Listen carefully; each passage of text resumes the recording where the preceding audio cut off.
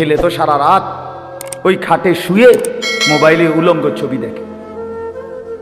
Sofa তো 2 লাখ টাকা দাম, কিন্তু বিবি বাচ্চা তো ওই সোফাতে বসে প্রতিদিন টেলিভিশনে নাচ গান নর্তকীর ছবি দেখে। তো এই অর্জনটা কি? জীবনের অর্জন কি তাইলে? খাট না মানুষ? এক মানুষের জিন্দেগির সফলতা ফার্নিচার না সন্তান, স্ত্রী সন্তানের উত্তম জিন্দেগি? বলেন, বুঝেন নাই আমার কথা? কামিয়াবি কোনটা?